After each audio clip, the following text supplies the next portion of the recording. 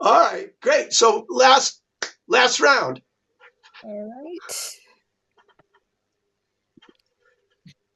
All right, and this is a sonnet. Gooseberry Island at sunset. There isn't a beach, just rocks the size of small regrets. They're flat and long enough for two. The water's deep, and swimming, as we knew, would be a danger. Instead, we stumble, crawl along, and find our spot.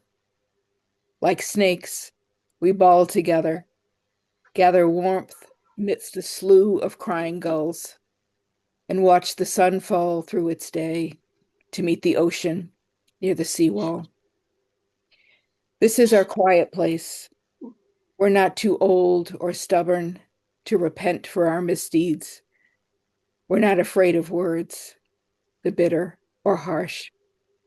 Our fangs have dulled, and we've made tiny toeholds on the slipperiest of rocks. Our needs are simple. We'll sit here until it's dark. Wow, what a turn. Yeah. That's like, boy.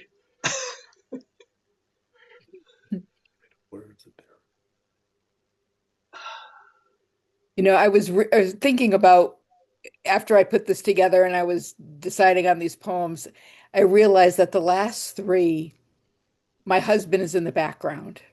And I don't write a lot of love poems, but he's always there. Like, he is the structure. He holds it up. Sometimes I've said, like, do you write poems to my wife? Like, all my poems are about my wife. It doesn't have to be in them. They're all love poems to her in some way. And she's always been my first reader. It tells me when something's not working. But yeah, it's always in that background, like you're saying, Marybeth. They're there holding it up some way, but not to her a lot of times directly. But yeah, I love, again, this, that you're just such a light touch with the forms. You don't feel them. They're not screaming at you. It just really organically work their way through the sounds that they need to make. And the way she read it underscores that too. The way she read it. Yeah. Past the line ends. Yeah. Oh, the repetition of the all sounds, but they don't feel like, I didn't notice it until I read it. I was looking at it, go, oh, yeah, there's a lot of AL sounds here, but it wasn't hitting me over the head. And like, there was that Milton's, like, hated the jingle jangle of like sounding words, it's his argument for not writing Paradise Lost and with rhymes. Where did he say that? He says it like in the opening or some like preface to his own preface to Paradise Lost. Like, really? He didn't like want to, because at the time, I think rhyming couplets were expected. Like, hey, that's how everyone does it. He's like, nah, I'm not doing it. I'm just doing blank verse. I mean, I'm gonna make Satan look good. I might as well break what you guys were doing. Yes. I just love this poem the way, yeah. As I, in that similar place with a partner, and you're just like, yep, we'll sit here until our needs are simple. We'll sit until dark. You find that, the fangs are dulled. There's a softening of the edges, and you just kind of slide into each other in that way. It was just like, yeah, this is good. Yeah, tiny toe holes on the slipperiest of rocks is a beautiful image. Yeah. And again, apt in expressing something that is instantly recognizable, but I've never heard it put this way. Yeah, and also the sestet, it doesn't really, it's not so much confessional as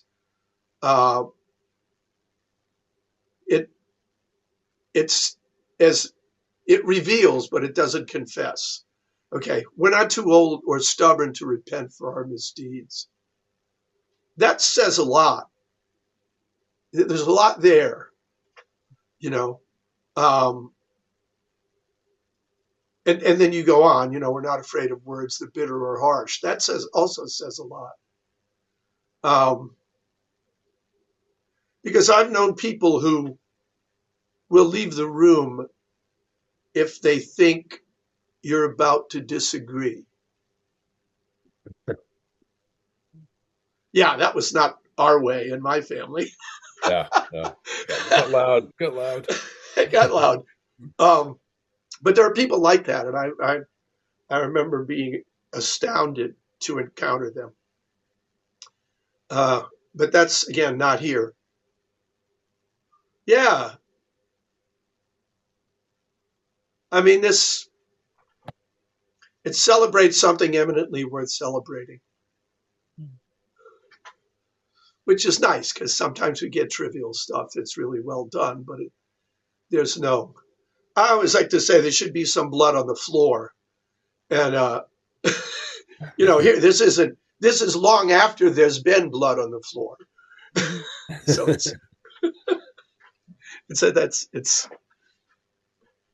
it's been cleaned up.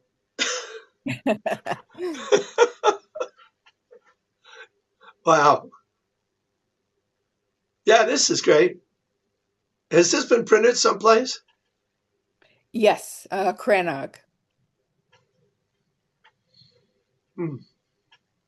They actually nominated it for a forward prize. Oh, neat. I'm going to write it.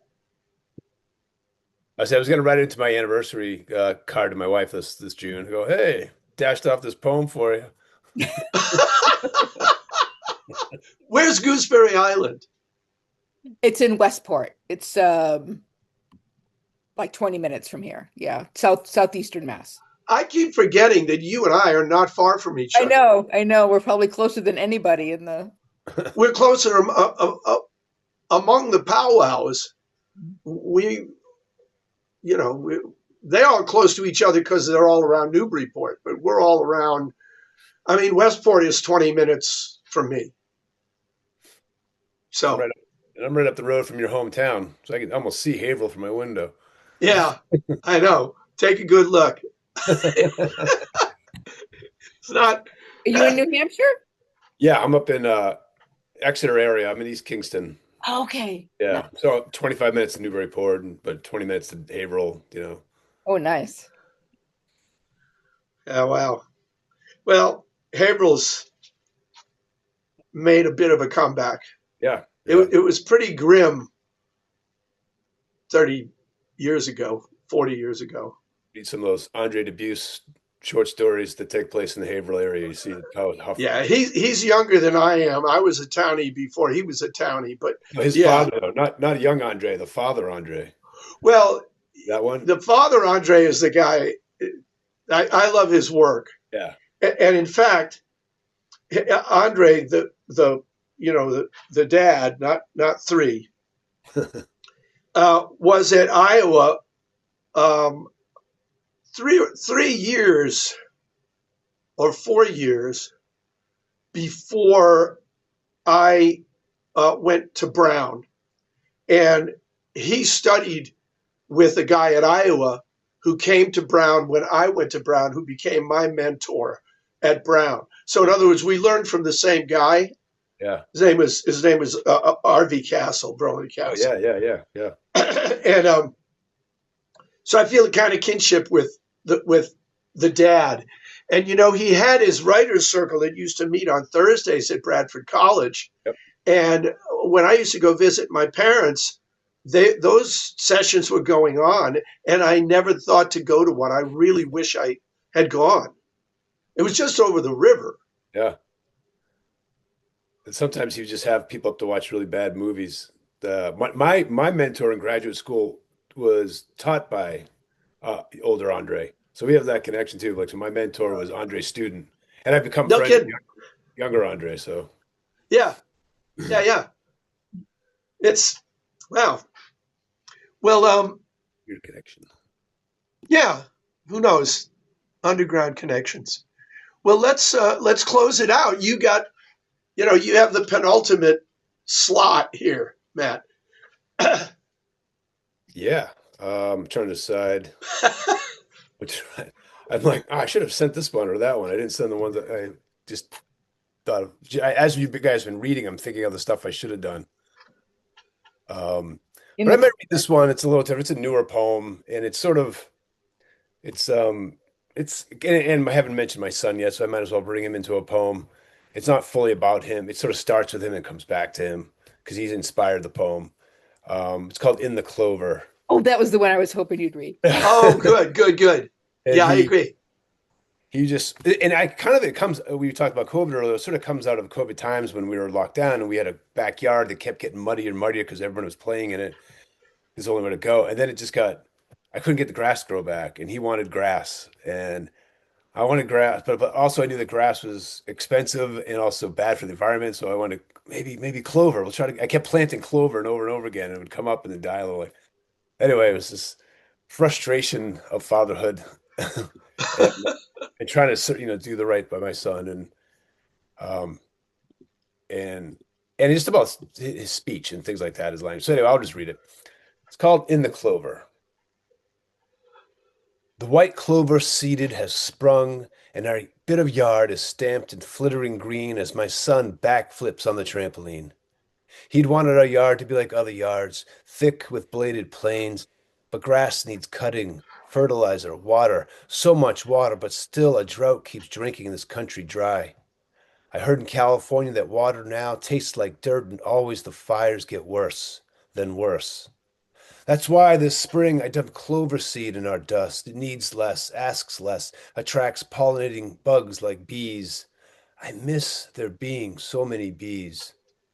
The clover petals whisper for naked toes on the evening breeze. Deer love eating clover, but we live in town, so I doubt deer will feed here in daylight.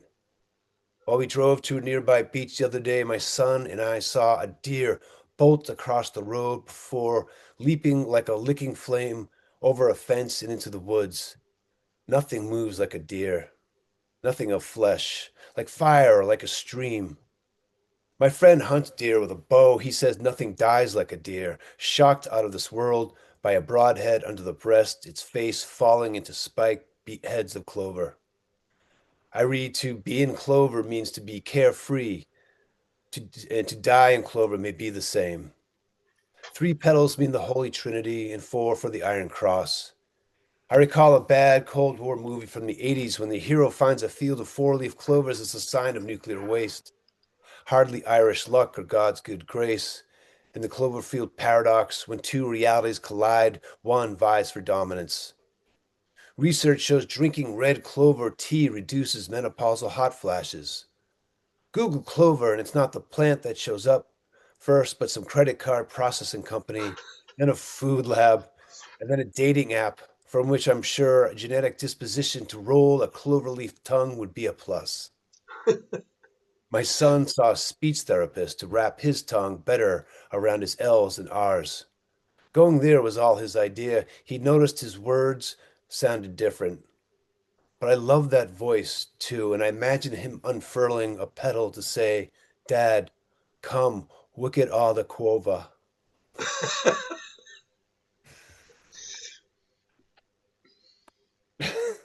Love that. That's the place to put the voice.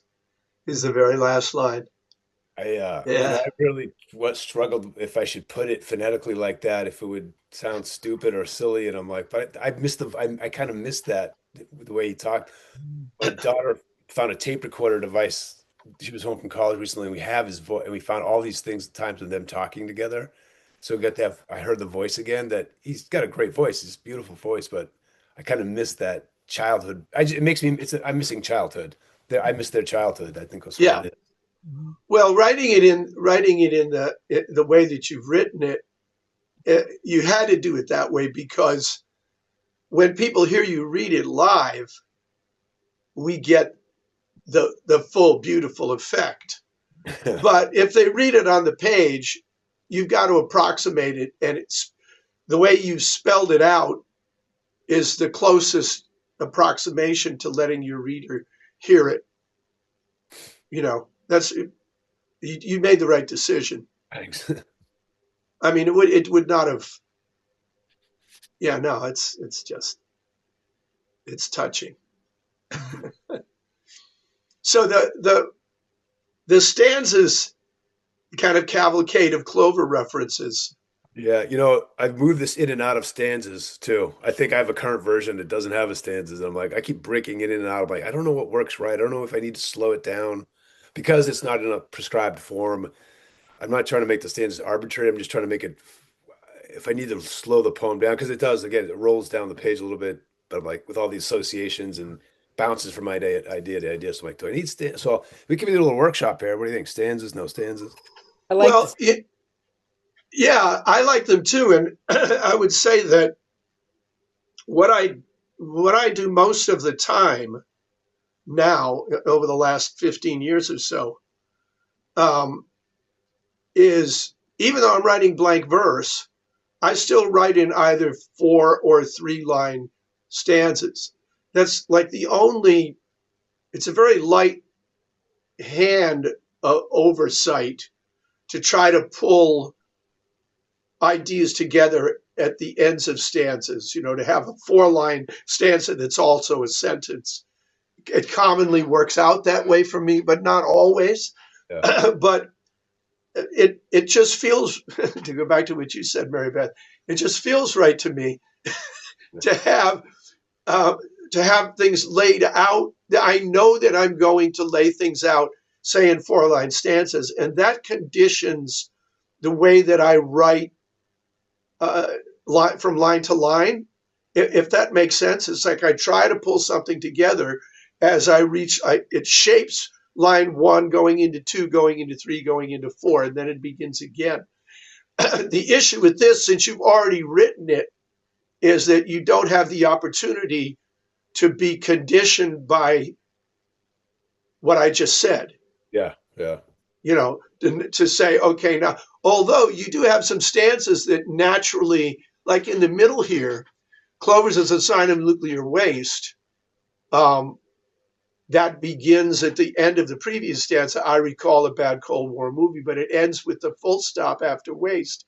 And then the next one is Hardly Irish Luck, and it ends with One Vies for Dominance, and again with the full stop. So I think you can look at it the same way that you look at punctuating anything that you're writing in a tighter form. That doesn't help you to figure out what's the best natural form for this particular poem, but it's helped me to go to 4-line stanzas. And for some reason, the one that I'm going to read last is in 3-line stanzas. And I don't know, again, it felt like it wanted to be 3 lines. And that helped me write it. Yeah. I find that helps me to write them, for whatever that's worth. I really found the deer section fascinating in this. Yeah. There's a lightness in the beginning and the end with your son and him just being a kid and on the trampoline and talking, and that lightness and innocence. But then, you've got the bow hunt with the deer and falling head first into the clover. So, clover's not going to save you either. But but I liked how the way the poem moved from that kind of light and innocence into something heavier and then back out again. Yeah. Yeah, I like that too. And it in the specific killing of the deer stanza, the use of the word spiked, I think, is really good, because we've got the visual of the deer is dying. Its face falls into the clover. But by having spiked in there, you reintroduce a touch of the danger, of the violence that isn't in the other elements of the visual. It's in what's happening, but it's not in, if all we're seeing is the face of the deer fall into clover, if it were springy clover or whatever, it wouldn't have that. I think that's kind of like the barb, the hook, to the stanza. And it's not untrue that there's I read this like spiked head to him. I was the phrase was already in my head. I'm like, this is gonna be perfect for that violent. But also, I think the poem comes out of a fatherhood panic. You're trying to do right by your kid, and like I learned so much about clover by trying to grow clover well, and other things like all these phrases of clover. Like I learned about, clover tea is good for menopause. I should tell my wife when it happens. Um, I should, like I just learned too much about clover in my panic to try to grow clover, and so it was all about my Did you kid. Did you have any luck? Yeah, it would come up, but it never really stayed the way I wanted to. Plus, we had a dog, and they were playing, and everyone's in the backyard. I'm like, yeah, this is useless. It's going to be a mud, and it wasn't a lot of light either because there's a lot of trees. So, and it was academy grounds, so I couldn't really do much. I was in Yeah, faculty housing, so I couldn't do too much. understood. Wow. Well, I can tell you that I have great respect for those who lived in faculty housing because I lived in dorms upstairs from the housemaster and their masters and their families, and talk about having to worry about one child getting in trouble. Put Yeah. 15 of them over your head. I had 57 teenage boys in a dorm once. Wow. 57. Yeah, Andover's got a dorm that size. Yeah, I know what you mean. I remember, and I remember, jumping outside because they'd be up, wouldn't even be doing something bad. They're just up late talking outside my daughter's bedroom. And I'd be like, guys, just go somewhere, go to bed. I just go somewhere. And then I found out couple years, my last year, my daughter was talking about like growing up in the dorm, and I go, I'm sorry, I'm so noisy all the time. She's like, no, I loved it when the boys were up late talking because it felt like I wasn't alone as the rest of the world was asleep. And I was Really? like, man, she's a poet too. But like, that's an interesting take. Yeah, I never would have thought that. I was like, come on, guys, you're waking everybody up. She's like, no, it helped me sleep. Actually, I wasn't alone. Wow. Boy. Well, that's a whole other. I have my 60th reunion coming up from Andover in June, and I have about, I think it's 5 poems set there when I was there that we're going to have a reading where we have a few poets in the class, and we're going to have a get together where we read our poems. And I don't know whether they have anything about their actual experiences, but I do. Yeah, I mean, and it's such a pivotal time in your life, and especially when you're in a dorm alone without your parents for the first time. I think I saw the experiences they had teaching at a school like that, and just like, wow, it's something remarkable. Well, I'll just tell this quick, but because we're getting to the end here, and I've got a long poem to conclude the proceedings. But full disclosure, I had been at Andover for about 6 weeks when the Cuban Missile Crisis happened. Whew. And Haverhill is 16 miles away from Andover. You could be a day student if you live 15 miles or fewer. Yeah. I had to be a boarder. I had never lived away from home. I'm living away from home for the first time. Cuban Missile Crisis happens. We're having dinner the night going into the breaking point of the missile crisis. And of course, all 14-year-old prep school students, at least at your school and my school, know everything.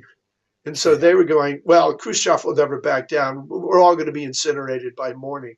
And I remember going to after lights out, because we had lights out and bed check at 9 o'clock. I remember lying there thinking, I'll never see my parents again. Oh my God. That's about as intense as it can get. That talk about a dark night of the soul. But then of course we got up and we weren't dead. So you guys had that experience with you.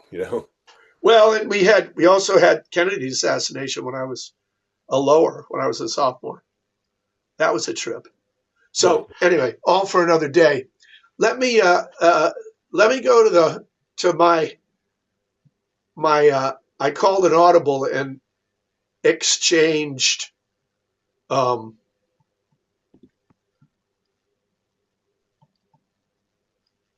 exchange one poem for another. So now let me open up the new one. And this is really a new one. I think I wrote it about a week ago. So it's been through a little polishing, but basically I may revisit it and think better of some of the things that I've done. Now, where is it? Hang on.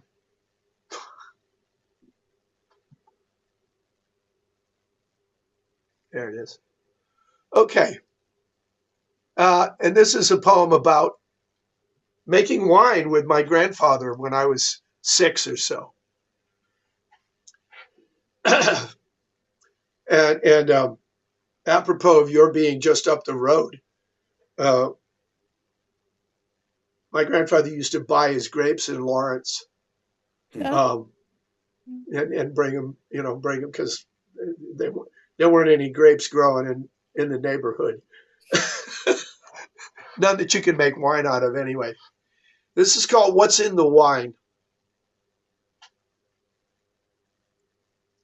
The nail shanks wrenched beneath my Nunnu's feet as he went down the stairs ahead of me into the basement of the tenement. A short old man, he was still twice my height. A short old man, he was still twice my weight. My own steps on the treads brought quiet squeaks. I was excited as he led the way. This was the first day I would be allowed to help him make the wine. We made our way on through the cellar, past the dark coal bin and furnace to the left, the cobbler's bench by the right wall with its cast iron lasts that stuck up like inverted, stripped-down feet. I'd seen him at the table, cutting leather, trimming it with half-moon clicking knife, setting nails with blackened ball-peen hammer. He wasn't here to teach me how to cobble. He didn't need my help to resole shoes. It was a different job for me to do. He made 50 gallons every year of Muscatel and Zinfandel. At every meal, the table had one or the other. He kept a jug of water at all times in what they called the ice chest, nicely chilled, and all he ever drank was wine and water. I knew that he was skilled in mysteries, but till now I'd never had a lesson. I didn't even know the names of things. And so, as we approached the plain wood door far back in the cellar where my Nunnu made the wine, I knew the time had come. First thing about the wine room was the smell. A bit like sourdough bread, but more metallic. It was sharp and raw and filled the little space. I'd find out later that wild yeast was growing on the grape skins and the dusty bloom you felt between your fingers if you rubbed. That when you broke the skins and mixed it with the juices, it would start the fermentation. But all I noticed was it smelled electric. Although he had only a little English, my Nunnu made me understand the job. A metal tub full of green grapes sat on the floor next to the press and catching pan, which came up to my eye level and beyond. I was to sit next to the tub and pick out stems. This was important. Stems were bitter and spoiled the sweetness of the wine. I sat down on a sawed-off chair and faced the task. It was the weekend. I was visiting, and he had timed the day when he'd have help. 3 days before, he'd lightly crushed the grapes, put a clean cloth over the full tub, and let the yeast mix in. The must had bubbled up and formed a cap of skins and stems, with seeds spread through, all floating on a mulch of pulpy grape flesh. Once I'd picked the stems out of the cap, I wasn't done. More stems were floating in the mulch, unseen, but I could feel them by their texture, length, and shape, and careful not to break them, brought them up. Nunnu was working on another batch beneath the whiskey barrels by the wall. He always stored his wine in whiskey barrels. The smoky ghost of whiskey left its trace to sharpen up the flavor of the wine. We worked in silence. As I felt for stems, I looked back at the inside wall. Around the door on either side, the space was filled with news, clipped from the paper, curling up with age, a host of notices of weddings, births, and deaths, some going back to World War II, a chronicle of lives of immigrants. And with them, patriotic images of their adopted country, flags and eagles, Lady Liberty, preserved with pride, all cut from papers that he couldn't read. This room was like no other in the house. It celebrated all that comes to life. Later, I watched him turn the pressing arms and saw the juices leap down to the pan, flow through a funnel to a testing keg. And later still, because I'd helped, I got to drink the wine at table, though they mixed in ginger ale to sweeten it and cut the jolt. When older, I would drink the unmixed wine and learn its truth. Both clear and raw, it bore scant sweetness, yet no trace of bitterness. What we bring to life takes care and effort to purge it of the bitterness within. And this is why we labor endlessly. Mm.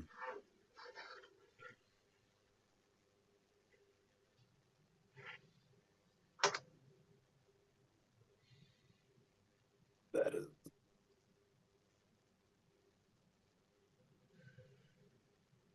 I love That's the world. Yeah. Go ahead, I'm sorry. No, I love the play with sweet and bitter. And I was, when I was reading it, I was thinking only a young child is going to be happy with taking the stems out and not complaining about, that and wanting to do more and all of that. But that it's so interesting with grapes that, there is the sweet and there is the bitter, and you kind of weave that through all the way. But I love how at the end, Yeah. yet no trace of bitterness, that it's a sweet memory. A little sweet, but no, not bitter. Yeah.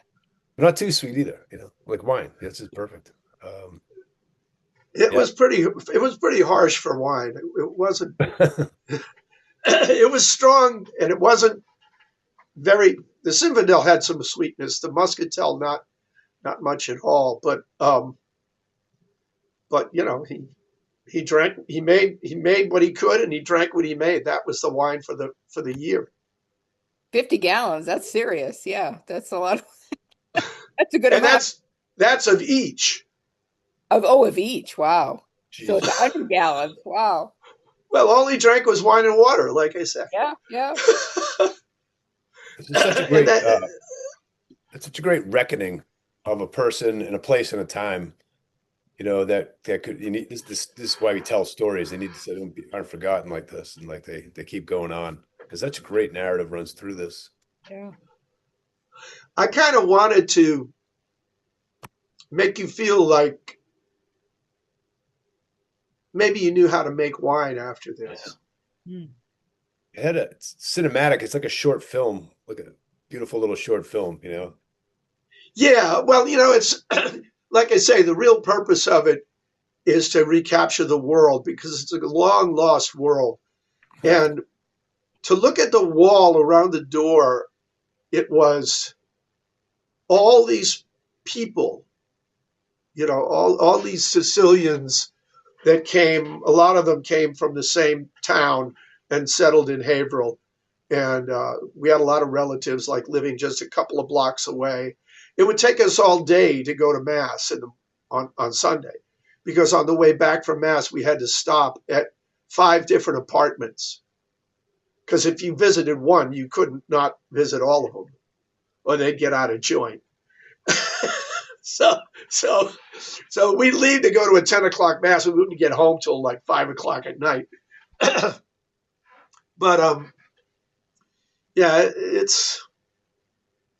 there were all of these weddings, all these births, all these deaths. Everything, life just boiled down to these carefully clipped news stories. And he couldn't read English. My grandfather couldn't learn how to read Italian when he was 40. Wow. So he was completely illiterate until the age of 40. Wow. Yeah. I have another poem where I describe myself as being like a mushroom because I only have to go back 2 generations to total illiteracy. It's like, where did this go? Where did my interest in language come from? So, but anyway, that's what it was like. And I did a little research to try to recover some of the steps that, and I realized later that he had to do the preparation. He couldn't. 50 gallons is a lot of grapes, and so he had to prepare everything in advance for the day when he had me to help him, because he wouldn't have been able to do all of the stem picking and everything else by himself. So that was the way it was. And when he had a son and a daughter, his daughter was my mother, but my uncle, when he died, inherited the winemaking machinery and kept it going for a while, and then he stopped. And so now this is a completely closed book. Nobody in the family knows how to make wine anymore. This would have all taken place in 1954. So long gone and hard to find. But yeah, I try to revivify it a little bit because I'm the last one that can do it Keeping it alive. That's important. at Yeah. this Yeah. point. No, it really puts you in that place in time. It's takes the story, makes it alive again. Good, thank you. That's kind of what I was shooting for. Yeah, definitely. And I kind of wanted to linger on the cobbling because that was a whole other thing that he did. And I mean, how many of us cobble our own shoes? But he did, and his kids. He made them for his kids, and I mean, Matt certainly knows, and probably you both know that Havel was the shoe town. Yep. Slipper City, So right? yeah, so people came from Sicily and worked in the factories, in the shoe factories. So back when there were shoe factories. Yeah. Yeah. So well, anyway, that's a sober note on which to conclude the proceedings. But this has been great. Thanks to you both. I wish I could have raised a glass of wine to I that know. last poem Yeah. Yeah, downstairs. yeah. I got some wine upstairs. Maybe I can do it. Maybe you're on your own. Go downstairs. But yes, tremendous. You're wonderful companions, and the poems are great, and the conversation is I miss it when I don't have it. So that's why I keep doing this. It's been 40 years that I've been doing this every month, and it's I get a lot out of it. I enjoy it. So thank you. Thank you. Thank you. For Yeah. having us. Appreciate it.